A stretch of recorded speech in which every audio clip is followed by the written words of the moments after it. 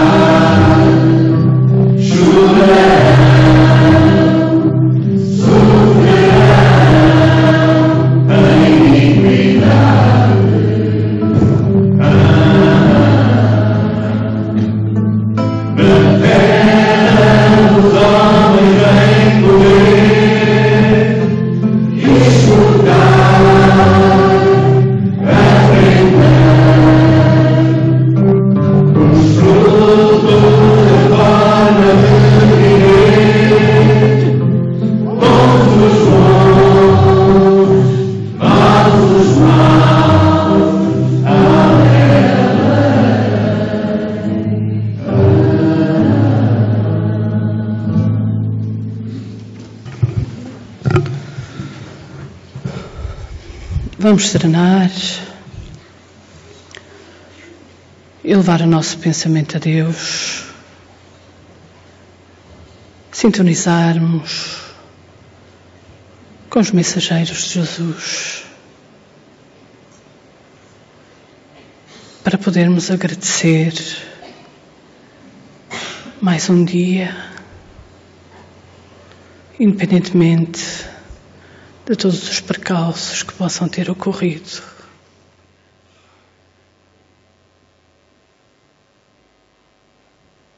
Agradecer por termos conseguido chegar até aqui, por termos a oportunidade e por sermos abençoados com a sua mensagem.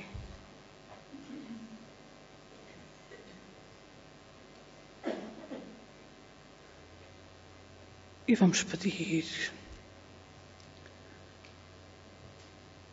que os trabalhos hoje decorram de forma tranquila, que possamos aprender, compreender, para aprendermos a viver.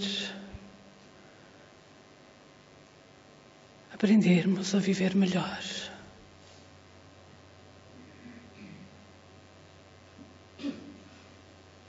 Que logo mais possamos sair daqui com as ferramentas necessárias para enfrentarmos todos os obstáculos, para os conseguirmos ultrapassar sem revolta, sem desespero.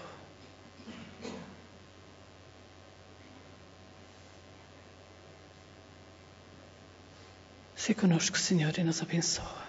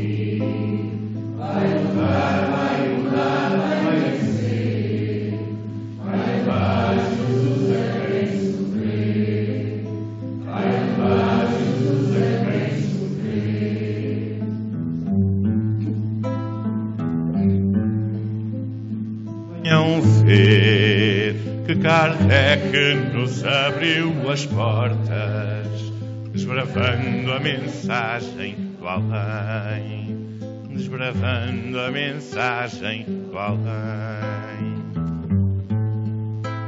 Quem vier aprender a doutrina do amor, vai partir com Jesus para seu lar.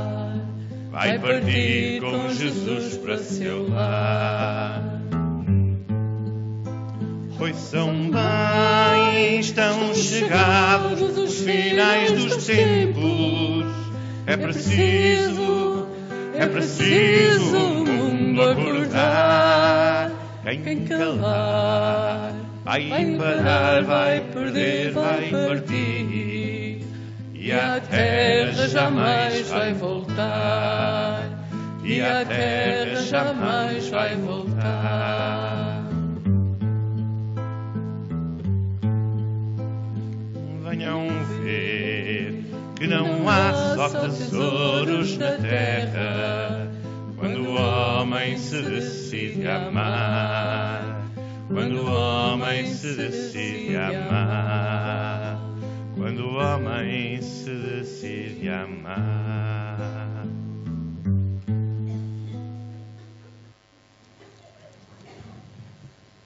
Boa noite a todos. Estamos aqui para ouvir mais uma vez a mensagem que Jesus nos ensinou. E eu vou ler uma passagem do Evangelho que se encontra também no Evangelho segundo o Espiritismo. Bem-aventurados os que choram, pois que serão consolados. Bem-aventurados os famintos e os sequiosos de justiça, pois que serão saciados. Bem-aventurados os que sofrem perseguição pela justiça, pois que é deles o reino dos céus. Mateus, capítulo 5, versículos 4, 6 e 10. Bem-aventurados vós que sois pobres, porque vosso é o reino dos céus. Bem-aventurados vós que agora tendes fome, porque sereis saciados. Ditosos sois vós que agora chorais, porque rireis.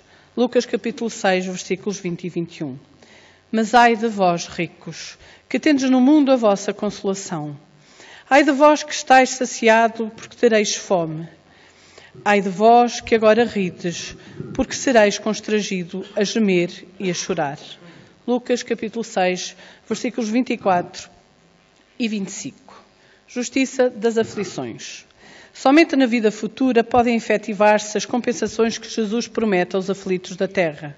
Sem a certeza do futuro, estas máximas seriam um contrassenso, mais ainda seriam um engodo.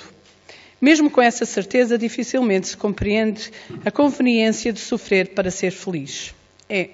Dizem para se ter maior mérito, mas então pergunta-se, por que sofrem uns mais do que outros? Porque nascem uns na miséria e outros na opulência, sem coisa alguma haverem ter feito que justifique essas posições. Porque uns nada conseguem, ao passo que a outros tudo parece sorrir. Todavia, o que ainda menos se compreende é que os bens e os males sejam tão desigualmente repartidos entre o vício e a virtude, e que os homens virtuosos sofram ao lado dos maus que prosperam. A fé no futuro pode consolar e infundir paciência, mas não explica estas anomalias que parecem desmentir a justiça de Deus. Entretanto, desde que admita a existência de Deus, ninguém pode conceber sem o infinito das perfeições. Ele necessariamente tem todo o poder, toda a justiça, toda a bondade, sem o que não seria Deus. Se é soberanamente bom e justo, não pode agir caprichosamente, nem com parcialidade. Logo, as vicissitudes da vida derivam de uma causa, e pois que Deus é justo, justa há de ser essa causa. Isso que de cada um deve bem compenetrar-se. Por meio dos ensinos de Jesus, Deus pôs os homens na direção dessa causa.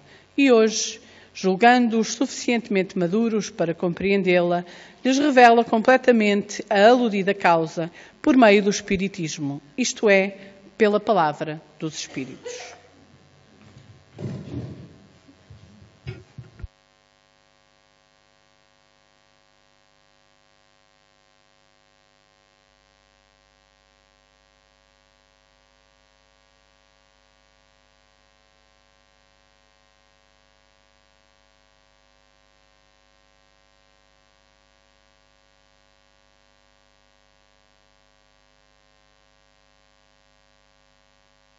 Meninos bonitos fazem, mas estou muito triste. A minha avó, que está no céu, diz que tu ouves toda a gente e que te posso confessar e pedir tudo, porque estás sempre presente.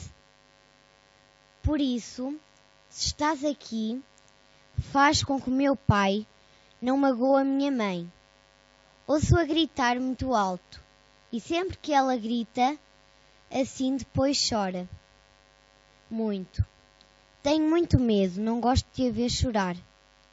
Por favor, Pai do Céu, faz com que parem.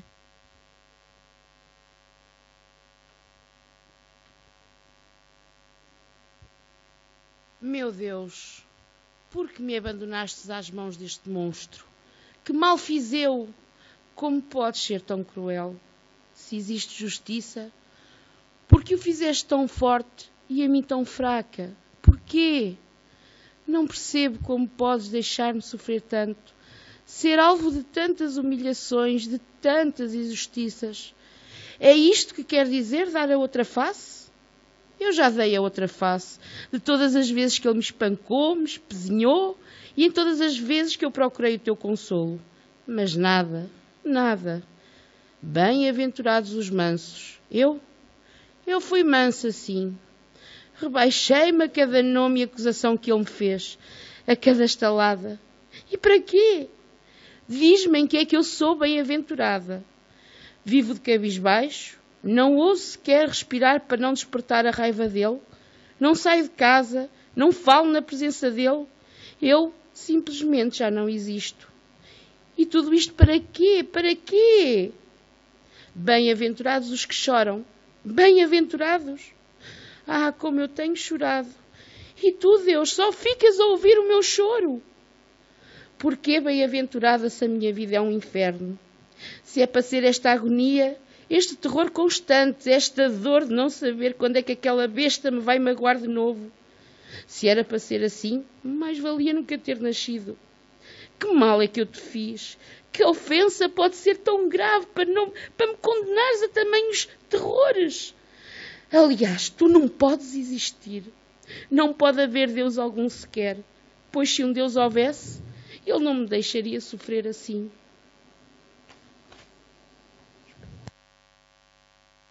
Esta história, que foi feita propositadamente para o dia de hoje, o Dia Internacional da Erradicação da Violência contra a Mulher. Poderia ser bem uma história de qualquer um de nós, de qualquer uma mulher ou de qualquer um homem, porque infelizmente já se vê hoje a violência também contra os homens. Poderia ser bem uma história de qualquer um de nós que aqui nos encontramos. Não é? Mas muitas há, com certeza, escondidas por aí.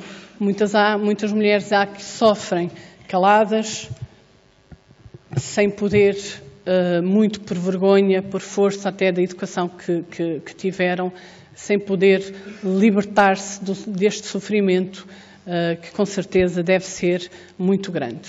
No entanto, a violência, não só a violência doméstica, não só a violência contra as mulheres, é algo que efetivamente já Já existe desde os tempos mais remotos. Nós conseguimos encontrar vestígios de violência nas pinturas rupestres e outras formas que os homens encontraram de registrar a sua história. Podemos encontrar vestígios de luta corpo a corpo, a evolução das armas, até às guerras, até à recente violência que hoje tomou conta do nosso cotidiano. Nós falamos de violência doméstica, falamos de violência contra as mulheres, mas esquecemos todo o tipo de violência que, inclusivamente, nós cometemos. Nós tratamos a violência e falamos de violência como uma coisa simples, sem qualquer importância. Se nos lembrarmos, criticamos uns aos outros, prejudicamos uns aos outros sem sequer pensarmos nas consequências. Levantamos falsos testemunhos, crimes hediondos ocorrem sem qualquer tipo de justificação. Isto são formas de violência que a humanidade não se dá conta de que efetivamente é corriqueira nos nossos dias. Mas falamos de violência contra a mulher neste Dia Internacional da Erradicação da Violência contra as Mulheres. A mulher, não é por acaso que o termo homem designa precisamente o ser humano. Isto tem muito a ver com a noção de que se tem entre os dois sexos, homem e mulher. A mulher sempre foi considerada ao longo da história e só mais recentemente é que surgiram os movimentos feministas, os movimentos a favor dos direitos da mulher. Não é uma coisa tão longínqua quanto se possa pensar. Mas a mulher sempre foi considerada um objeto, sempre foi considerada propriedade, em vez de ser considerada ser humano, em vez de ser considerada mãe, era considerada como um ser que serve única e exclusivamente para procriar. Aliás, todos nós nos lembramos da criação, não é? Costuma-se dizer que Deus criou o homem, depois retirou uma costela do Adão e fez a mulher. Portanto, está muito enraizado dentro de nós esta diferença, esta distinção entre homem e mulher. À época de Jesus, a mulher sequer tinha alma. E, portanto, era considerada assim como um objeto. E só ao longo dos tempos é que se foi dando a emancipação da mulher, que ocorreu não há tanto tempo assim. Então, violência doméstica. No conceito violência doméstica, não tanto assim, mas neste caso mais violência, no conceito das Nações Unidas, ele disse que é uso intencional da força física ou poder, ameaça contra si próprio, contra outra pessoa ou contra um grupo ou comunidade, que pode resultar ou não numa alta probabilidade de resultar daí uma lesão, morte, dano psicológico ou mau desenvolvimento e ainda privação. Pela lei, violência doméstica, a Amnistia Internacional, há bem pouco tempo, declarou que efetivamente 1 em cada 3 mulheres sofre de violência doméstica ou de violência de qualquer tipo que ele seja. Violações, agressões verbais, agressões físicas, todo o tipo de violência, 1 em cada 3 mulheres sofre. Inclusive há países que efetivamente quando os bebés que nascem são mulheres, tratam logo de uma forma, de uma maneira de as erradicar. Portanto, a violência contra a mulher já é longínqua. Então, 1 em cada 3 mulheres é vítima de violência. Então, a lei diz que a violência doméstica, qualquer conduta ou omissão de natureza criminal, reiterada ou intensa ou não, que inflige sofrimentos físicos, sexuais, psicológicos ou económicos, de modo direto ou indireto, a qualquer pessoa que resida habitualmente no mesmo espaço doméstico, ou que não residindo, seja cônjuge ou ex-cônjuge, companheiro ou ex-companheira, namorado ou namorada ou ex-namorado, progenitor de descendente comum, ou esteja e tivesse estado em situação análoga, ou que seja ascendente ou descendente por consanguinidade, adoção ou afinidade. Portanto, todo o tipo de violência que se cometa contra alguém que viva no mesmo espaço, seja cônjuge ou não, pode ser namorado, pode viver em união de facto, pode ser filho, pode ser mãe, desde que viva no mesmo espaço ou que, ainda depois disso, se tiver vivido no mesmo espaço, tiver este tipo de relação, continuar a exercer qualquer tipo de violência, é considerado violência doméstica. Então existem vários tipos de violência. A violência sexual, muitas mulheres são quase que obrigadas a manter um relacionamento sexual com o marido, ameaças, agressões físicas, as ameaças levam consequentemente à intimidação, violência psicológica, o isolamento social e o controle económico. Muitas mulheres não conseguem utilizar o seu próprio dinheiro, são controladas e o homem controla toda a economia doméstica. Desde 2007 que a violência doméstica é considerada crime público. Um crime público significa que qualquer pessoa que tenha conhecimento pode fazer queixa. E a partir do momento em que a queixa é feita, eu devo estar a ficar sem som, não? A partir do momento em que a queixa é feita, todas as fases até que chegue a tribunal e que seja levado a tribunal, tem que ser, independentemente de que a mulher queira ou não queira seguir com a queixa, não pode desistir, portanto é obrigatório que seja levado precisamente até às últimas consequências, desde que se prove, como é óbvio. Portanto, um crime público, qualquer um de nós, desde que tenha conhecimento, não tem obrigação, mas deveria fazê-lo.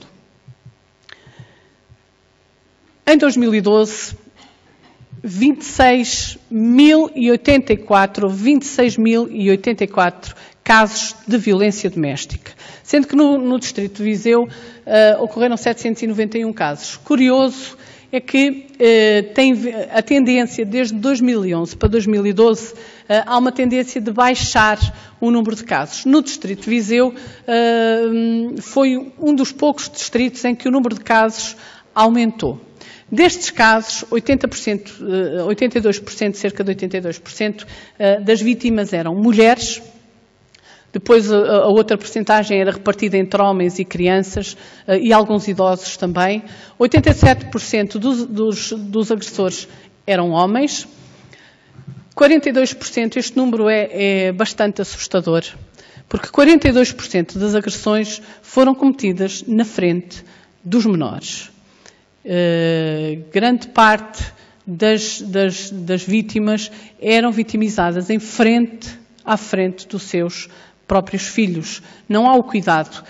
Aliás, nós também podemos não ser vítimas de violência, mas podemos analisar um pouco também a nossa vida familiar e muitas vezes nós descuramos a presença dos nossos filhos e acabamos por discutir uns com os outros na frente deles. E isso pode ser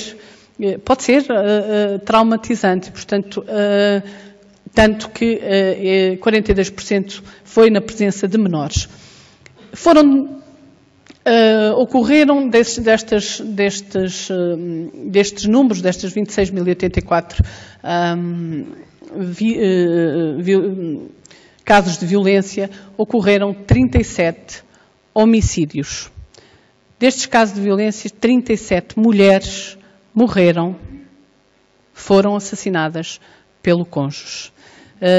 Pode parecer um número muito pequeno, relativamente ao número de casos, mas um caso que seja de morte por violência doméstica já é um excesso, já é demasiado. Qual é a relação? Nós vamos agora aqui tentar fazer uma relação entre a parte física da violência e a parte espiritual da violência. Porque a violência é algo que nós não nos podemos esquecer que quem sente, quem age, é o espírito. E, portanto, é algo que tem uma forte componente espiritual. Não é o corpo físico, não é o cérebro que é agressivo, que é violento. Somos nós, espírito, que temos as nossas características, as nossas imperfeições e que somos mais ou menos violentos, mais ou menos bons. E, portanto, vamos tentar aqui fazer uma relação entre a parte física e a parte espiritual. Então, nós fomos pesquisar qual é que é a relação entre a violência e o cérebro, ou seja, onde é que se encontra a violência no nosso cérebro ou no cérebro do agressor. Nós vimos ali uma diferença de cérebros violentos e cérebros não violentos. Se repararem, o aspecto é muito mais disforme no cérebro de alguém que é mais violento. Então nós pesquisamos em artigos na área da psiquiatria e achámos muito interessante, num site precisamente médico e de psiquiatria, quando eles nos falam que existe a relação que existe entre a mente e o cérebro é semelhante àquela que existe entre um cavalo e um cavaleiro. Ou seja, eu posso ser um cavaleiro muito bom. Posso ser um cavaleiro muito bom e ter um cavalo que não seja tão bom assim. Se eu for um cavaleiro bom, eu consigo fazer do meu cavalo aquilo que eu quiser. Se eu não for um cavaleiro bom, ainda que o meu cavalo seja o mais perfeito, ainda que o meu cavalo esteja treinado pelo melhor treinador, eu não vou conseguir fazer nada dele porque eu sou um mau cavaleiro. Ou seja, o cavaleiro é a mente e o cérebro é o cavalo. Portanto, por mais perfeito, não é? Por mais perfeitas que estejam as condições físicas do nosso cérebro, se nós não formos bons cavaleiros ou se nós não o soubermos utilizar da melhor forma, inclusivamente podemos torná-lo doente, e é por isso que nós adoecemos, por única responsabilidade nossa, porque nós não somos tão bons cavaleiros assim. Então, isto é a estrutura do cérebro. Portanto, nós temos a nível do córtex cerebral, temos duas glândulas essenciais, que é a hipófise, onde está localizadas no hipotálamo, a hipófise e a epífise. A hipófise controla todas as nossas funções físicas e a epífise, onde se situa a glândula pineal, é ela que comanda tudo, porque tem uma proximidade física muito grande e é ela que regula, através do hipotálamo, todas as nossas funções. Então, eles dizem que durante um relacionamento agressivo há um aumento, uma libertação através das glândulas suprarrenais, portanto, há um sinal que é enviado ao nível do eixo do hipotálamo às glândulas suprarrenais que libertam a adrenalina. E esta adrenalina aumenta a nossa excitação, aumenta inclusivamente a nossa agressividade. Ao mesmo tempo que também no sangue se liberta o cortisol e, portanto, há uma relação muito estreita entre a interação entre os estímulos externos e a nossa fisiologia interna. Portanto, os neurotransmissores que são alterados ao nível da agressão fisiologicamente encontram-se no chamado sistema límbico. O sistema límbico, também que culmina no hipotálamo, é aquele que controla todo o nosso comportamento, todas as nossas emoções. E, portanto, ao nível do sistema límbico, são precisamente alterados estes neurotransmissores que são libertados quando há uma agressividade. E, portanto, o hipotálamo é precisamente aquele que regula toda a produção das hormonas, responsável por muitos comportamentos, a fome, o sono, as depressões, a agressividade, a irritabilidade. E, portanto, são estas hormonas que são produzidas ao nível do hipotálamo, que fundamentalmente uma hormona chamada gonadotrofina, que controlam precisamente todos estes comportamentos. Portanto, estes neurónios que segregam esta gonadotrofina estão intimamente ligados ao sistema límbico que controla o nosso comportamento. Ora, como eu falei no princípio, a epífise, a glândula pineal, está intimamente ligada com o hipotálamo, estão muito próximos, há uma proximidade muito estreita. E, portanto, esta glândula pineal que está localizada precisamente na região do hipotálamo, responsável também pelo controle dos ciclos circadianos, do dia, da noite, portanto, o controle destes ciclos, especialmente relativamente ao sono, está intimamente relacionado com o hipotálamo. E é a glândula onde, efetivamente, o espírito, através da qual o espírito comanda o corpo físico. Nós já aqui falámos variedíssimas vezes, nós somos espírito, enquanto seres humanos temos um corpo ao qual estamos ligados pelo perispírito. No momento da fecundação, a primeira ligação que se estabelece entre nós, espírito, e o corpo, através do perispírito, é precisamente o cordão prateado e é ao nível desta glândula pineal. Depois, à medida que o corpo se vai desenvolvendo, as ligações vão se multiplicando na medida em que forem o número das células que o corpo físico tiver.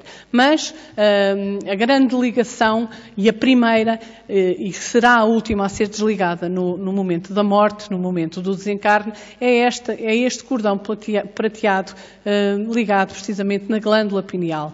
E é através daqui que nós, espírito, comandamos todo o nosso corpo. Então, facilmente conseguimos explicar que a violência tem uma forte componente espiritual. Portanto, quem é agressivo é o espírito. Quem é mentiroso é o espírito. Quem tem vício é o espírito, não é o corpo. O espírito é que imprime depois todas as modificações fisiológicas, toda aquela libertação de neurotransmissores, secreção de hormonas, etc, etc, etc. Mas é o espírito que imprime por sua vontade, através da pineal, que produz todas estas alterações. Portanto, nós, espírito, é que comandamos o corpo, somos nós quem sentimos, somos nós quem agimos. Então, a causa da agressividade está no espírito, não está no corpo.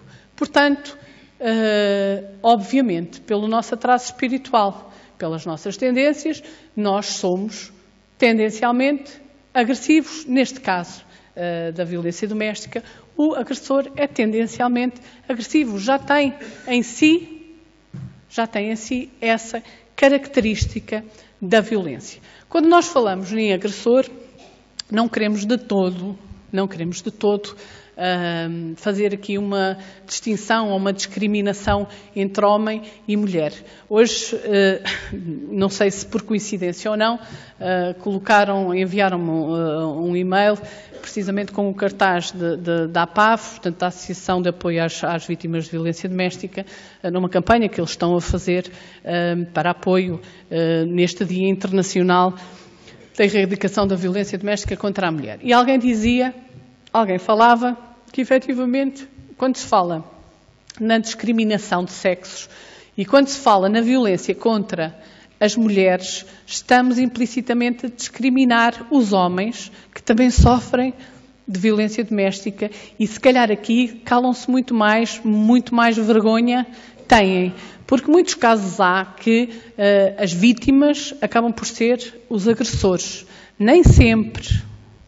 Por isso é que nós temos que, efetivamente, ter a capacidade de ouvir os dois lados, não tomar partido de coisa alguma, mas nem sempre o agressor é o verdadeiro agressor. Muitas das vezes é preciso, se calhar, muito, não é? Para que alguém tenha a coragem de agredir fisicamente, já não digo verbalmente, porque isso não é preciso quase nada, todos nós, por dar cá aquela palha, insultamos o nosso companheiro, ou o nosso amigo, ou o nosso familiar, portanto, agredir verbalmente não é assim tão difícil como isso, mas é preciso muito para se agredir fisicamente, e portanto nós não sabemos em que condições, independentemente, não estamos a querer justificar coisa nenhuma, porque nada justifica uma agressão física, isso implica a falta de respeito, o não respeitar a dignidade do ser humano, do outro, mas não sabemos o que é que levou a isso. E muitas das vezes o agressor é vítima a vida toda e chega a um ponto que também se descontrola e, portanto, acaba por partir para a agressão física. Portanto, não estamos aqui a querer discriminar quem quer que seja, não estamos a tomar partido de quem quer que seja. Para a vítima, é sempre um resgate. Nós sabemos da lei de causa e efeito que, assim como fizeres, acharás. E quando, nesta história que estamos, ou que tentamos narrar aqui,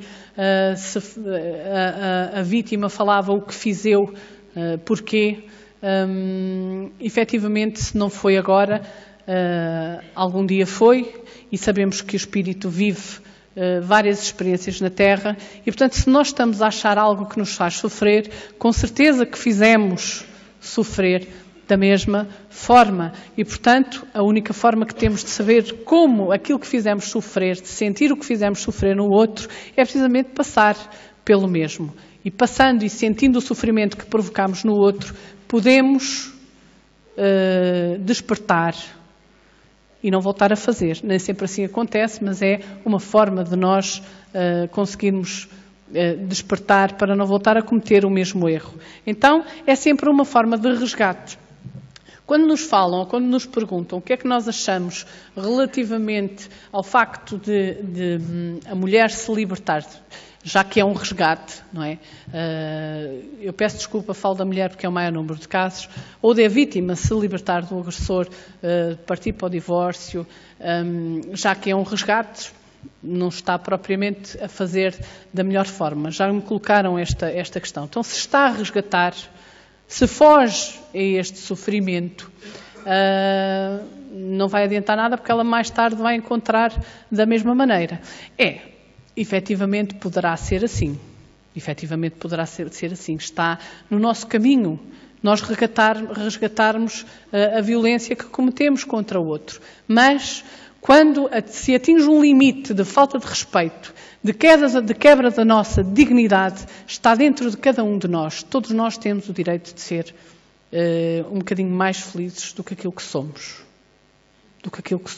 Obviamente que eu conheço alguns casos, e um caso de muito perto, que é de louvar. Uma mulher que foi vítima a vida toda, antes de casar era vítima, antes de casar não só ela era vítima, como a própria mãe chegou a ser vítima do marido, viveu debaixo de um ambiente de violência toda a vida, e um belo dia, quando se encontrou quase à beira da morte, resolveu fazer queixa, sair, e esteve fora de casa durante um ano ou pouco mais de um ano. Só que, durante esse tempo, ela andava na rua apavorada, porque meia volta vinha-lhe um carro para cima. Porque a raiva e a revolta era tão grande que, enquanto não a conseguisse matar por ter saído dali, não descansava. E ela acabou por voltar para casa. Acabou por voltar para casa com a justificação de que eu, estando em casa, sei onde é que ele anda. Estando fora de casa, nunca sei o dia em que eu vou acabar por ser assassinada. Depois, dizia ela, porque ela conhecia a doutrina espírita, depois, se isto me está a acontecer, eu tenho culpa, com certeza. Com certeza que eu tenho culpa. Então é melhor eu conseguir aguentar agora e liberto-me de uma vez por todas, do que ainda ter que vir a sofrer, por menos que seja, por menor que seja o sofrimento, ou posso sofrer menos que aquilo que eu estou a sofrer agora, porque não acredito que tenha que sofrer muito mais. Tal foi o terror na minha vida, mas é preferível eu levar até ao fim do que ter que voltar a passar pelo mesmo. Obviamente que ela conseguiu impor determinadas regras em casa, já não é agredida fisicamente, mas, quer dizer, convenhamos, não é uma mulher com certeza feliz, porque não se pode amar, não se pode viver feliz dentro de um ambiente de pressão e às vezes de intimidação também. Mas foi a escolha dela e é de louvar, e com certeza que terá os seus bónus, com certeza que terá os seus bónus. E, portanto, é uma missão que ela diz que sentiu. Agora, nós, a doutrina espírita, o espiritismo não aconselha ninguém, separa-te, mantém-te porque tens que resgatar ao fim. Não, é uma opção de cada um, e todos nós temos o direito de ser um pouco mais felizes. E quando ultrapassam os limites de falta de respeito e de quebra da nossa dignidade, pois obviamente que a mulher tem o direito de tomar a decisão que bem entender. E depois acaba por se tornar também uma obsessão. Nós sabemos que nós atraímos a nós amigos através da nossa tela mental.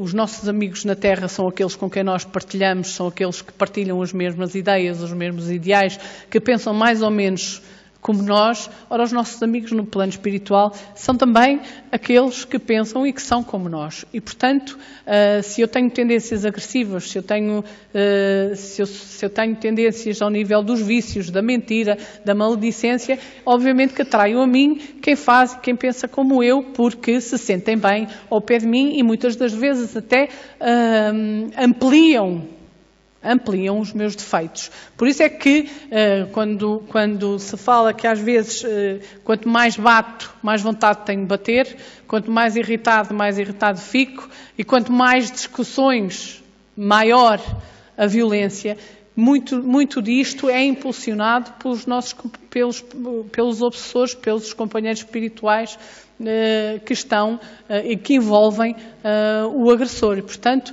acaba por ser também uma obsessão do agressor, não justifica, volto a dizer, porque se eu tenho um obsessor ou alguém que me acompanha, que me incita a cometer determinados erros e determinadas atitudes, é porque eu sou assim. Se eu me mudar, com certeza que ele se vai cansar e se vai embora. Portanto, acaba por ser uma obsessão. Pode ter várias justificações. Podem ser aquele casal que se encontrou, podem ser espíritos desavindos do passado, pode ser um ajuste de contas, podem ser inimigos do passado que não querem que o casal seja feliz, e por isso a importância da oração no lar, por isso a importância da vigilância, da vigilância dos nossos erros. Portanto, tem várias causas que justificam determinadas atitudes. Para a vítima, não é este o cartaz deste ano, mas este é um cartaz da APAV, até que a morte nos separe. As consequências a nível profissional. Portanto, a mulher violentada ou a vítima que é violentado tem, consequentemente, alterações ao nível da sua profissão. Começa a faltar porque ficou marcada, porque teve que ir para o hospital, enfim, várias justificações. Portanto, o absentismo ao nível profissional e, muitas das vezes, o desemprego, porque muitas delas ou muitos deles são obrigados a sair do seu ambiente, da sua terra, da sua cidade, para fugirem, para serem protegidas e acabam por ter que ficar desempregadas. Infelizmente, nós somos imperfeitos, né? Infelizmente, nós somos imperfeitos. As leis humanas estão aí também para se cumprirem, como é óbvio, e quem comete um crime tem que, consequentemente, ser penalizado. Mas, ao nível da violência doméstica, o que nós verificamos é que é a vítima quem tem que fugir.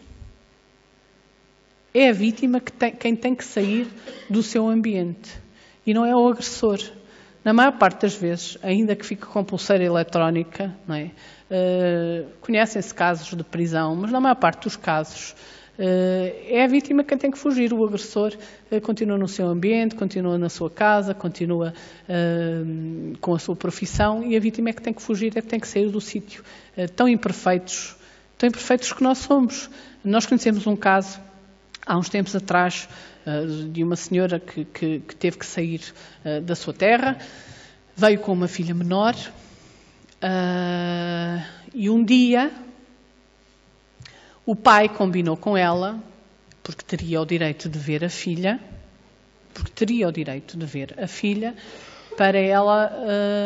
para se encontrarem, para o pai ver a filha. E assim foi.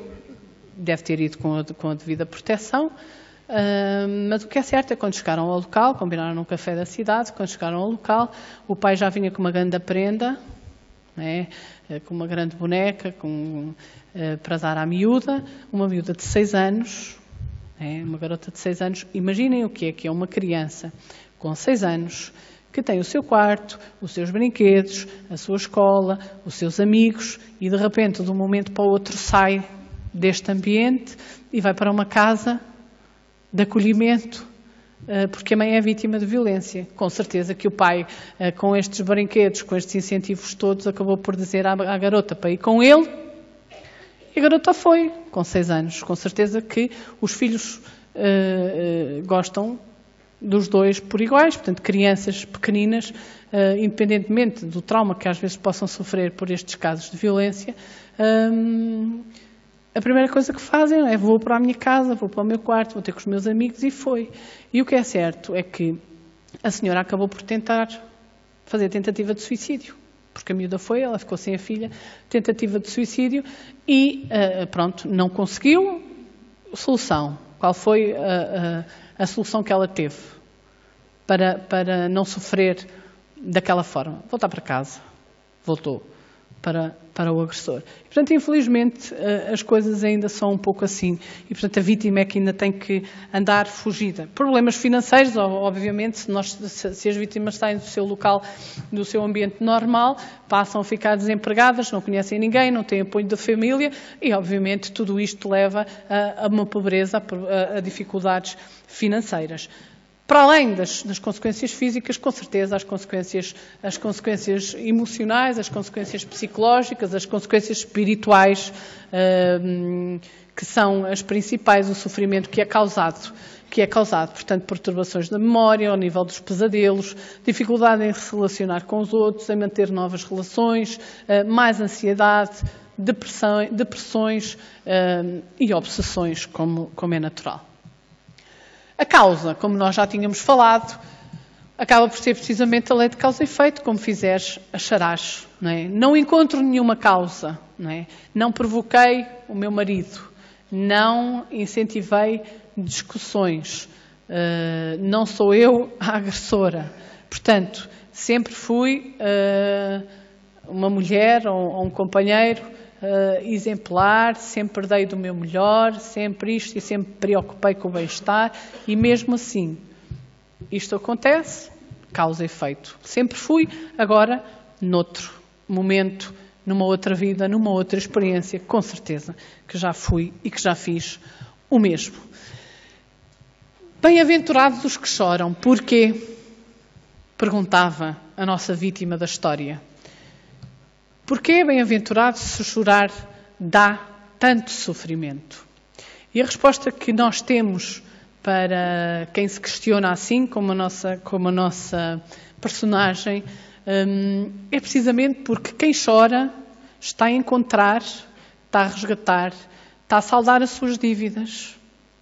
Está a saldar as suas dívidas. Nós temos que ter, e temos que dizer e que informar, que o reino de Deus não é deste mundo. A vida é a vida futura. A vida é do Espírito e é a vida futura. E a única fatalidade que existe é que precisamente nós vamos ser todos felizes. Nós vamos ser todos perfeitos.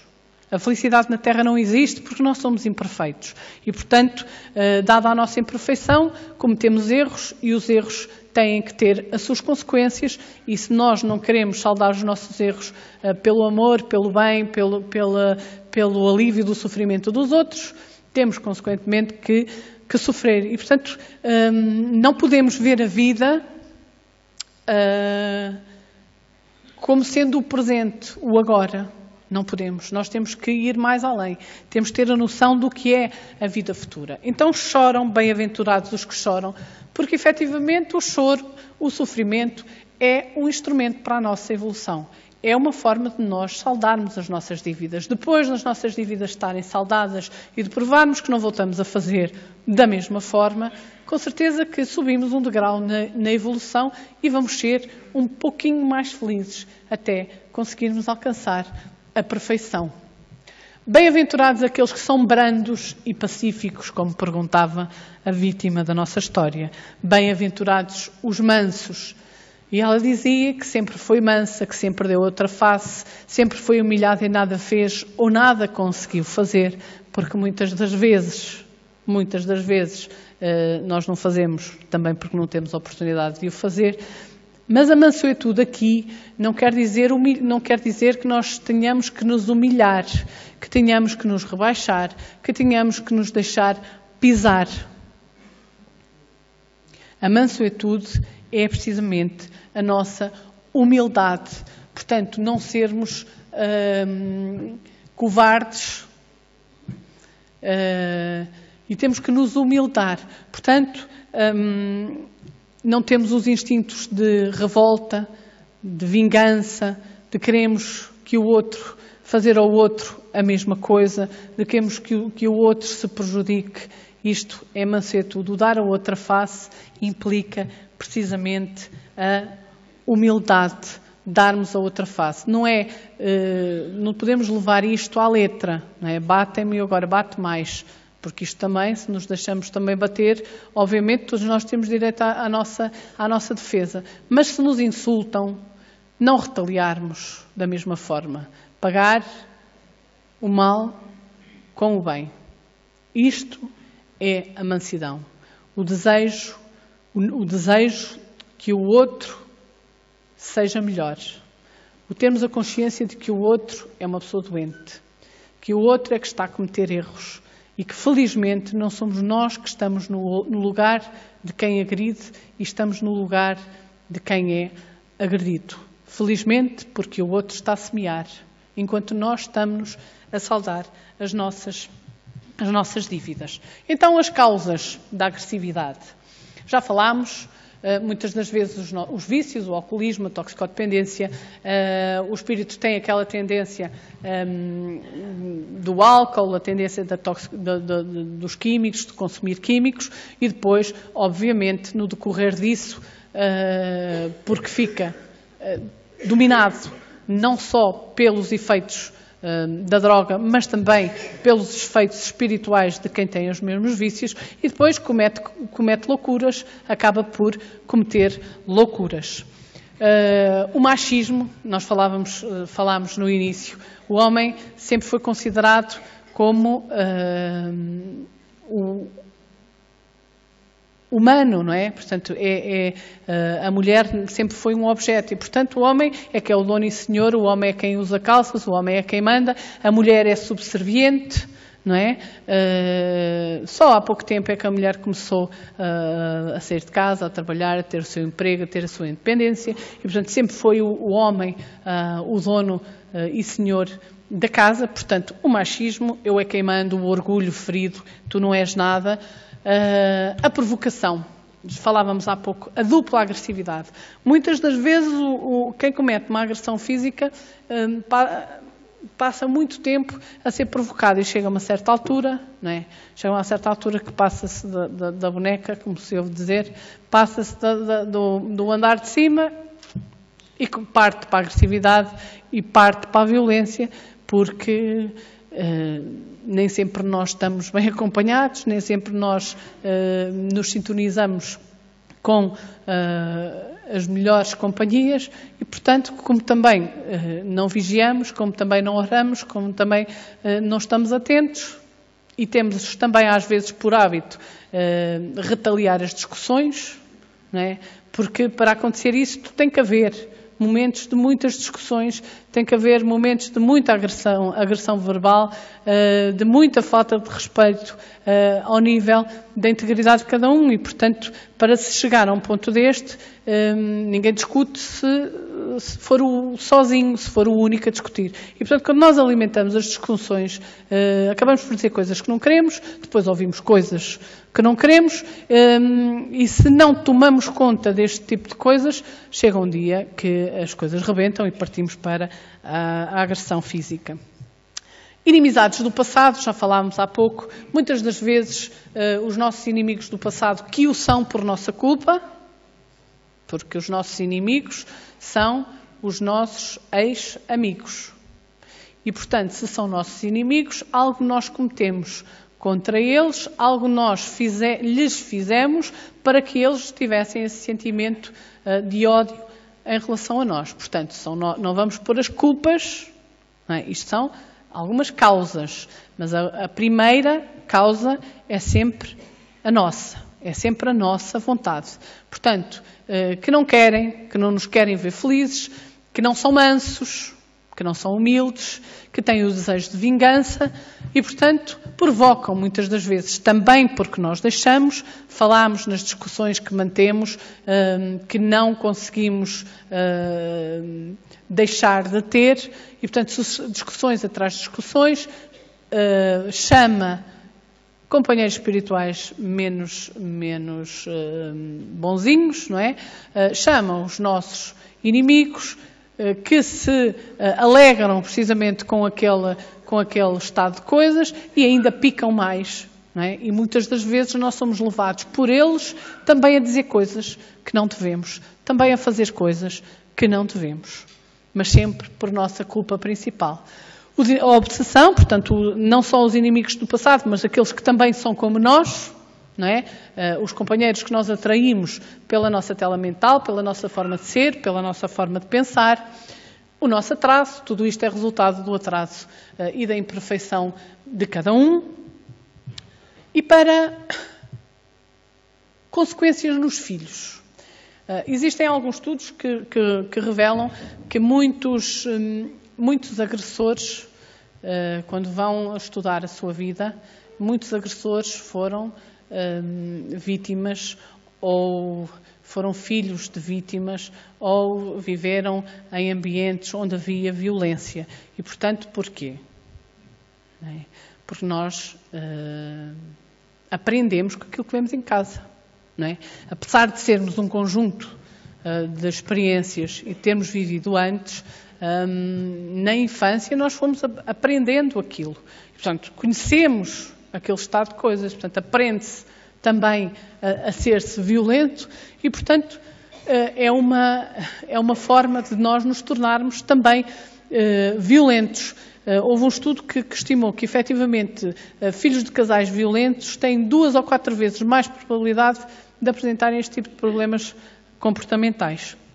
Depois, dificuldades, não é, de se relacionarem com os outros, dificuldades de terem relacionamentos também ao nível de relacionamentos amorosos, relações de intimidade, portanto, têm também essas dificuldades, maior dificuldade de se integrarem socialmente, maior tristeza, sentimentos ambivalentes com os pais, não é? Portanto, aquela criança que vê o pai agredir a mãe acaba por ter um misto de revolta e um misto também de um sentimento de amor e de gostar porque é seu pai.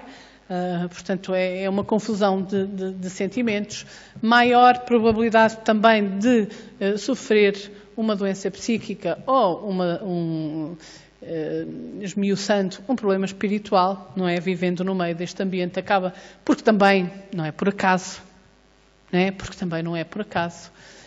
Sofrimento emocional, como é óbvio. Na família, a desagregação familiar, não é?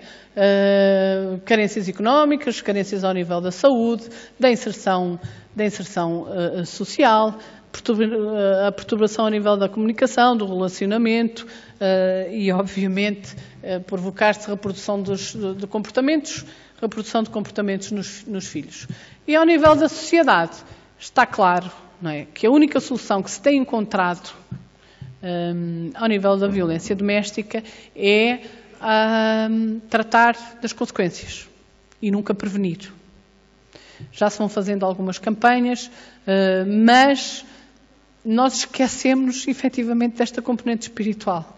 E, portanto, não há o conhecimento da verdadeira lei, o conhecimento das verdadeiras causas, não é? Porque só a verdade nos libertará e, portanto, como não há o conhecimento disto, estas campanhas pouco ou nada têm muito poucos resultados visíveis e, portanto, os custos com as casas, com centros de acolhimento temporários, com as casas-abrigo, com os subsídios, não é? Com os rendimentos de inserção social, uma série de causas e de consequências que, ao nível económico, não é? A nível da sociedade, tem vários custos, não é? E custos sociais, económicos e políticos, em campanhas, em regulamentos, enfim, uma série de coisas que, muito por causa daquilo que se desconhece ou que não se quer conhecer ao nível da espiritualidade, provoca. Então, as consequências. Falámos das causas, vamos falar das consequências para o agressor. Ao nível humano, a penalização, segundo as leis humanas, que infelizmente, naqueles casos que efetivamente são verídicos e são verdadeiros, pouco ou nada se consegue.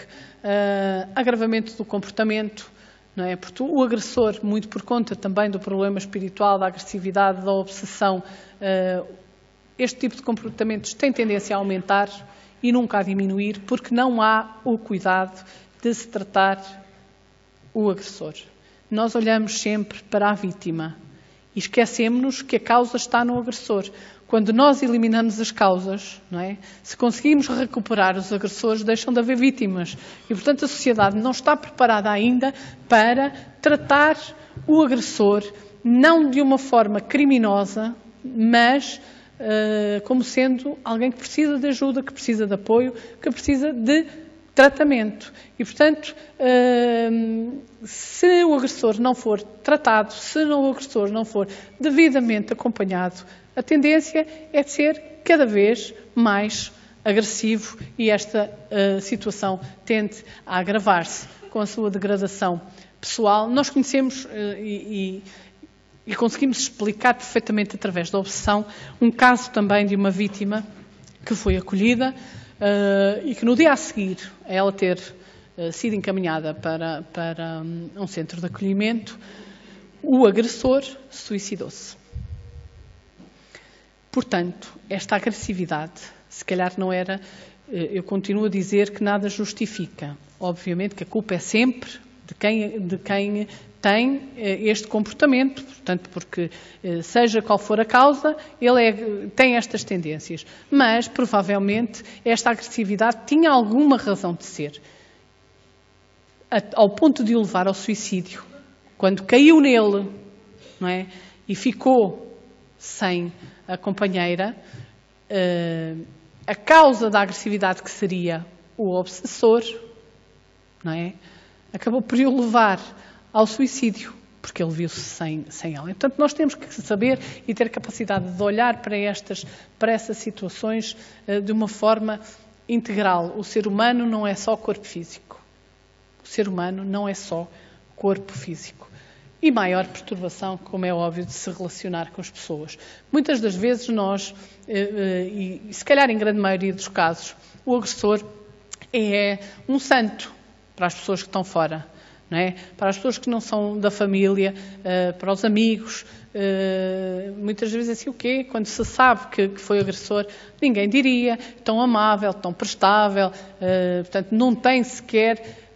A grande maioria deles tem esta característica, são os amores e dentro de casa são os horrores. Mas tem que haver um motivo, não é? Tem que haver um motivo para as coisas serem assim, porque uma pessoa não tem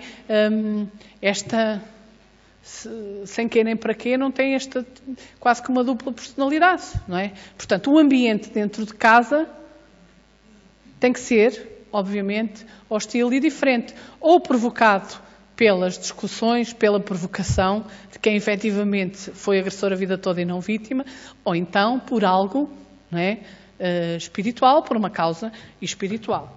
Portanto, as soluções, aquelas que se encontram na matéria: proteção da vítima, portanto, proceder-se ao seu acolhimento imediato. A lei não pensa em primeiro lugar nas coisas que a vítima tem em casa, nos bens que tem em casa, na casa, se tem casa, se não tem. Portanto, a primeira coisa que se pensa é proteger a vítima e levá-la para um local onde esteja segura, normalmente os centros de acolhimento temporários, para depois serem encaminhados para as casas-abrigo e depois se proceder ao nível do serviço social, à sua automatização, à sua inserção na sociedade, enfim, tudo coisas que são um pouco também utópicas, são falsas realidades. A penalização do agressor, que também não é muita, e depois aquilo que falta, não é? E depois aquilo que falta, o eliminar-se efetivamente a causa, que é o desconhecimento, que é o atraso, que é a ignorância espiritual, que é o desconhecimento da lei.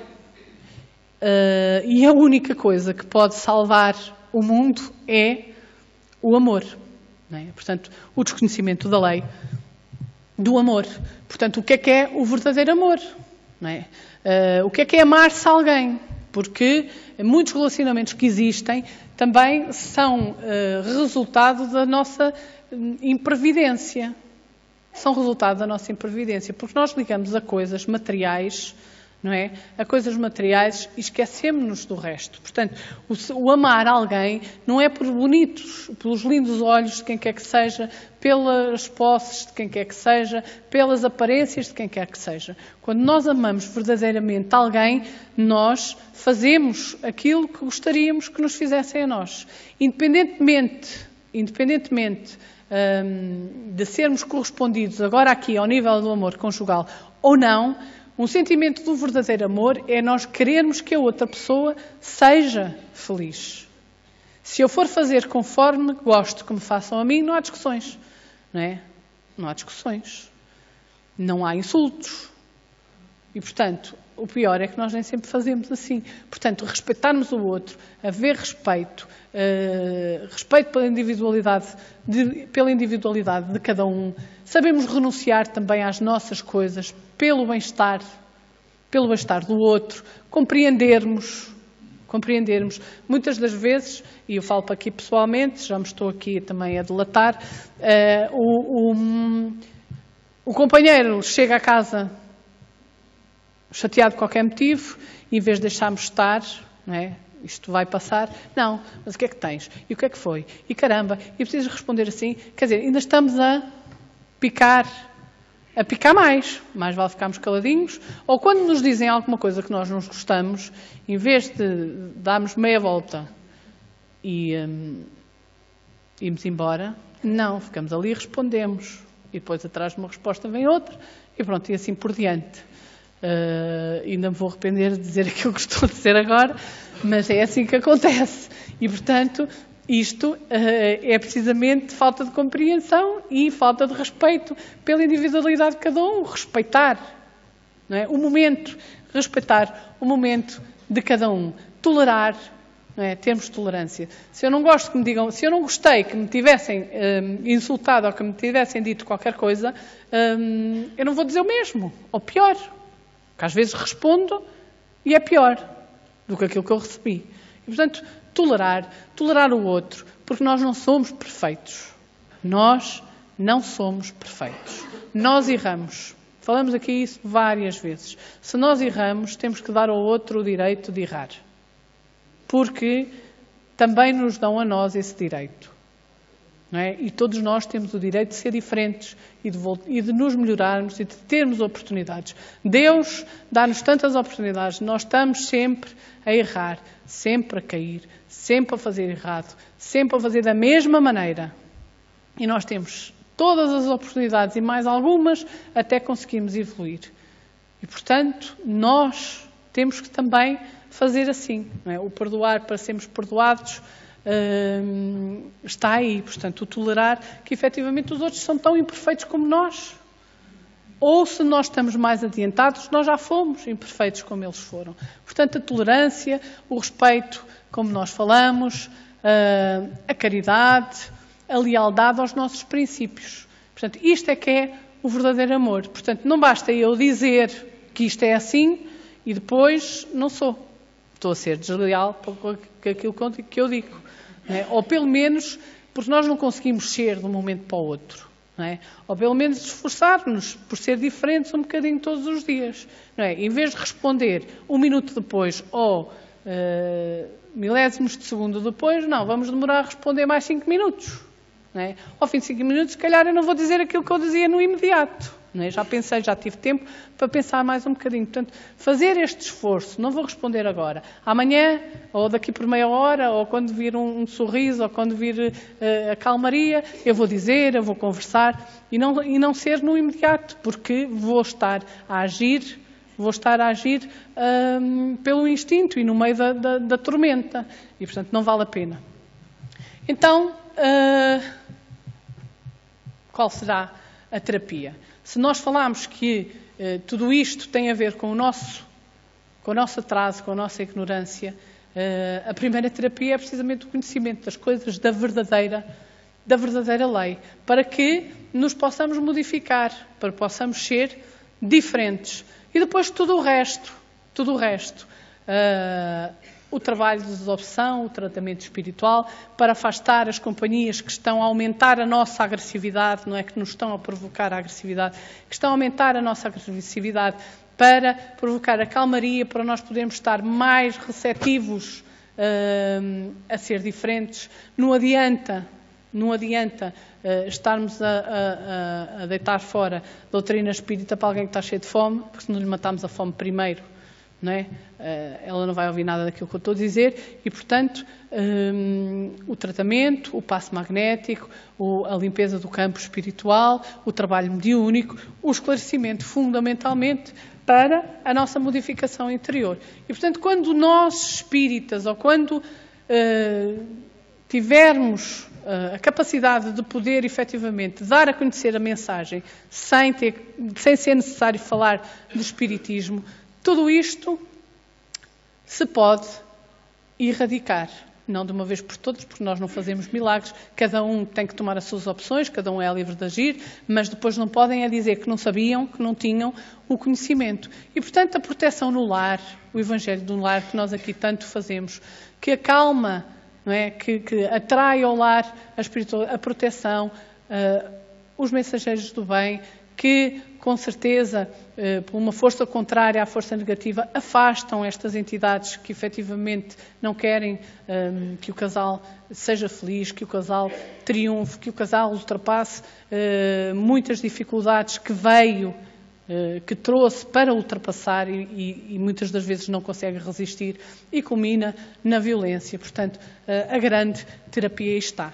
Então, o que é que nós espíritas, o que é que a doutrina espírita tem a dizer a esta vítima da nossa história, que é uma felizarda porque chora, que é sim bem-aventurada porque chora, porque está a saldar uma dívida, porque está a libertar-se de um erro, porque está a caminhar rumo à evolução. E o que lhe temos a dizer, até para se sentir melhor, é que tenha por hábito o perdão. Saber perdoar é fundamental. Não ser mansa, não é? Ser humilde, não cultivar dentro dela, para além do sofrimento, porque já passou, que acredito que seja imenso, não cultivar dentro dela o desejo de vingança, a revolta contra tudo e contra todos, inclusivamente contra Deus que lhe está a dar esta grande oportunidade. O saber perdoar, não guardar rancor, que aumenta mais o sofrimento. E como nos diz aqui esta frase que encontramos, que se adequa perfeitamente: se alguém te magoa, tens duas opções: vingar-te e seres feliz por alguns minutos, ou perdoares e seres feliz a vida inteira. Compreender que o agressor um dia vai acordar. Um dia vai acordar. E vai achar aquilo que está a fazer.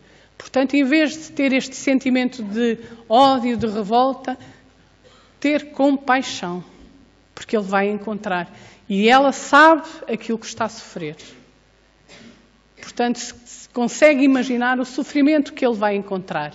Ainda que um dia, quando desperte do outro lado da vida, ele vai dar-se conta de tudo aquilo que fez e daquilo que vai encontrar e do sofrimento que vai encontrar. Portanto, acima de tudo, para se sentir, todos aqueles que se encontram, ou todas aquelas que se encontrem nesta situação, para se sentirem melhores, terem a capacidade de perdoar.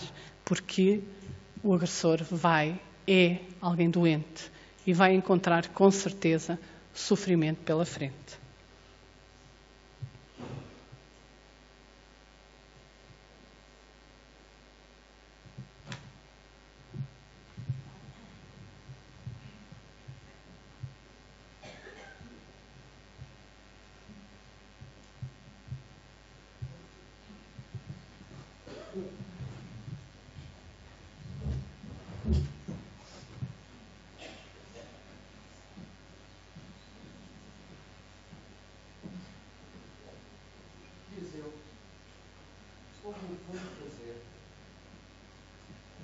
Vejo agora um monstro em mim que não sabia existir. Pensava que aquela mulher me pertencia, que era minha e só minha. Não lhe reconhecia outra utilidade que não a sua subserviência. Um objeto sem qualquer valia. Oh Deus, como pude ser uma besta tão rude? Fico doente quando recordo hoje os impulsos animalescos que me faziam investir sobre a alma tão indefesa. Ficava cego por uma qual força que me impelia para o mal. Mas eu não estou isento. Eu deixava-me obsidiar por pensamentos negros que cultivava em mim, qual erva daninha, e eles ganhavam força. Quanto mais os alimentava, mais violento me tornava. Quanto mais queria sentir raiva, mais cego ficava. Num crescente de brutalidade, sentia a necessidade da discórdia. Se não existissem motivos, eu inventava-os para que pudesse saciar aquela sensação de orgulho ferido. Sim, de orgulho ferido. Que estúpido que eu era! Agora uma constante agonia, dia e noite, uma inquietação que outrora pensava ser raiva, mas que agora ultrapassa a culpa. Não há noite nem dia para esta inquietação. Enfraquece-me a vitalidade, mas hoje começo a compreender o quanto estava errado. Recordo com ódio de mim próprio a brutalidade das minhas ações. Aterrorizam-me essas sombras que me perseguem e que se rejubilam no meu fracasso, na minha angústia. Alimentam-se de mim como vampiros de pensamentos e de tormentos. Oh, meu Deus! Eu sei que não terei mais paz. Eu sei que não posso esperar perdão.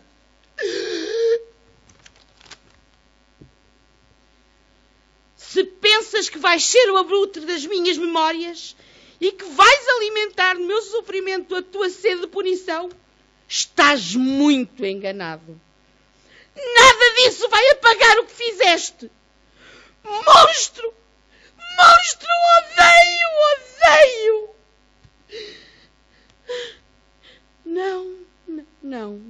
Não. Eu não sou assim. Ódio. O amor dos ferozes e dos que sentem por meios menores. Serei espada por ser ferida, nesta lembrança socorrida, que no desamor me vi completa, nesta corrente de horrores repleta de vivências apodrecidas e dores esquecidas. Na liberdade procuras a punição, como se pudesse ser mágoa a libertação.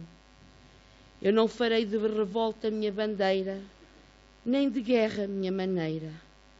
Não, basta de horror. A mudança será o meu clamor, a mudança e o amor, mas desta vez o verdadeiro.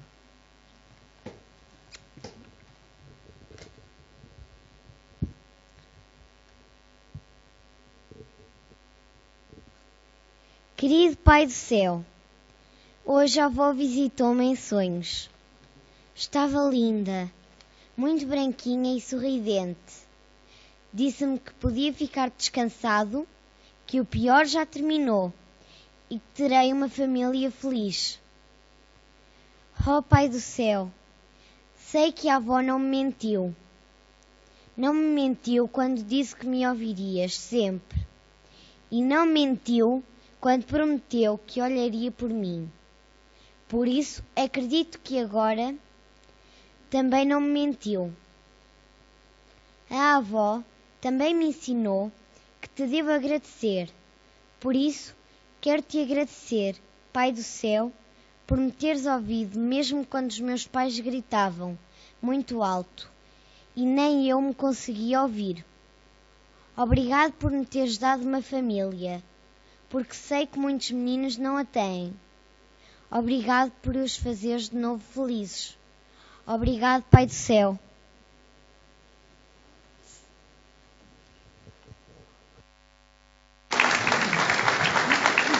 Era bom que tudo conseguisse terminar assim. Até à próxima, se Deus quiser, que Jesus nos abençoe. Eu gostaria, antes de terminar, de vos falar numa campanha